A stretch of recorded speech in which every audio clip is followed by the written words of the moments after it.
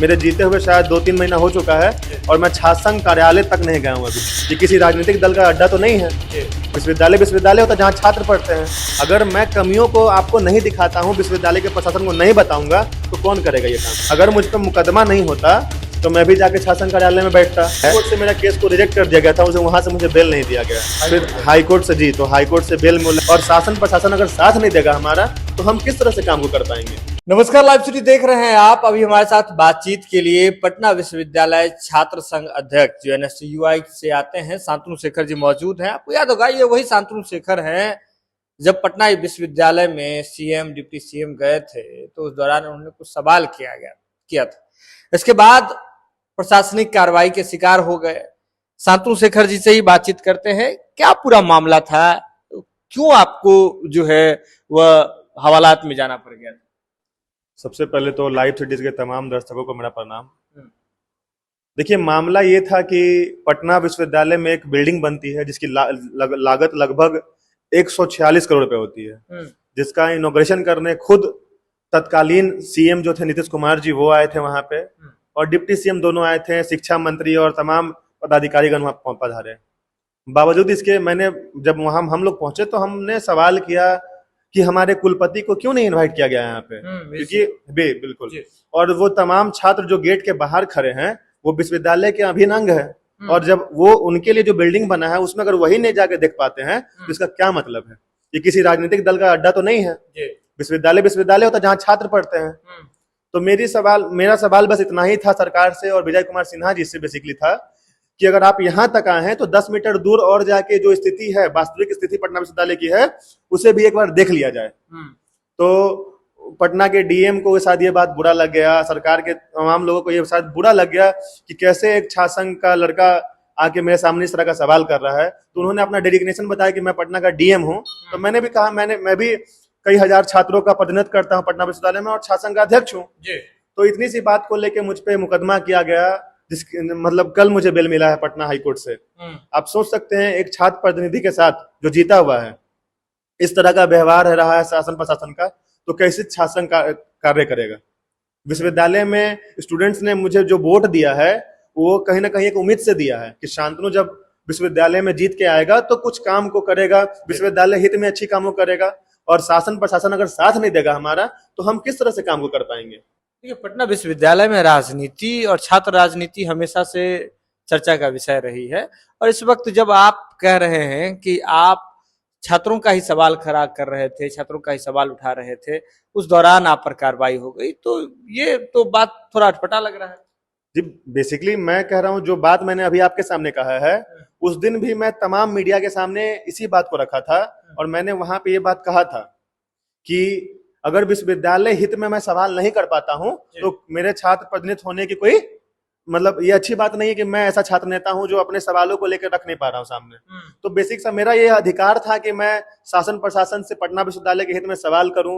वो सवाल चाहे सेंट्रल लाइब्रेरी का हो, मगध महिला कॉलेज में डिस्पेंसरी का हो, या तमाम वादे जो हमने किए थे अपने शासन चुनाव के समय छात्रों के साथ, मैं उसे चाहता था कि वो एग्जीक्यूट हो विश्वविद्यालय में। मैं बस इतना सवाल लेके ही हम तमाम लोग वहां पे गए थे, और मैंने बस इतना कहा कि अगर आज हमारे विश्वविद्यालय के छात्रों को यहाँ इनॉग्रेशन में नहीं आने दिया जाता है, जो तमाम छात्र हैं जो वहां पढ़ने आते हैं, जिन्हें ये भवन नहीं देखने दिया जाएगा, तो मैं भी ताला मार दूंगा और मैं भी आप लोगों को यहाँ इनॉग्रेशन नहीं करने दूंगा। मैंने इस तरह की बात कही, इसलिए वो आवेश नहीं था, वो अधिकार था, क्योंकि हमारे प्रांगण में आके और छात्रों को आप वहां नहीं आने दीजिएगा तो कहीं से भी सही नहीं है।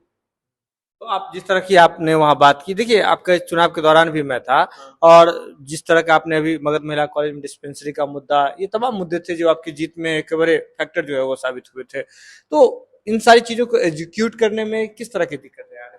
देखिए, बिल्कुल, अगर आप पे कहीं ना कहीं शासन प्रशासन का दबाव होता है, आप पे केस मुकदमा होता है, तो आप कॉलेज में नहीं जा पाते हैं। मैं अभी तक शासन कार्यालय नहीं गया हूँ।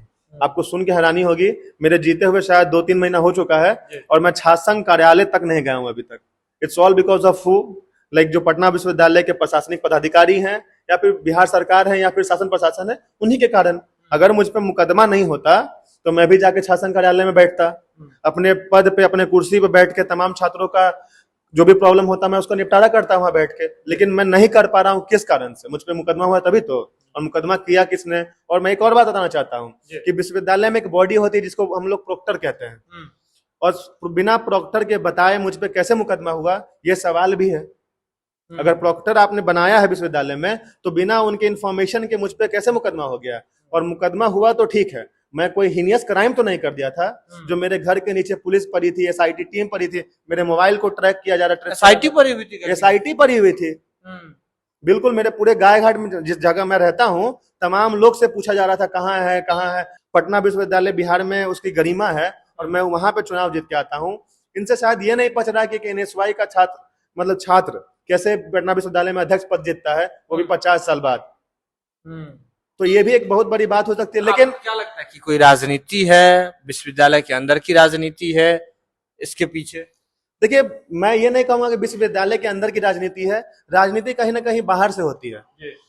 देखिए, जब एक छात्र नेता जो होता है वो किसी राजनीतिक बंधन में काम नहीं करता है, वो छात्रों के लिए काम करता है। अगर मान लीजिए मेरे सामने एबीवीपी के छात्र आएंगे अपने प्रॉब्लम्स को लेके, तो मैं ये नहीं कहूंगा कि आप एबीवीपी संगठन से हैं, मैं आपका काम नहीं करूंगा। या हमारे जो कलीग्स हैं, जो और 4 लोग जो पद पे हैं, वो भी दूसरे पार्टी से आते हैं। तो ऐसा नहीं, हम सब एक हो जाते हैं एक जगह पे, और हम लोग छात्रों के प्रॉब्लम्स को निपटारा करते हैं। अलग जगह होता है, जीतने के बाद अलग जगह। जी बिल्कुल, काम करना ही बेसिक नैतिकता है हमारी। हम चाहते हैं कि हम छात्रों के लिए काम करें, और उसके ही लिए हम लोग वहां बैठे होते हैं। जब आप पे केस मुकदमा हुआ तमाम तरह, तो छात्रों का क्या इसमें?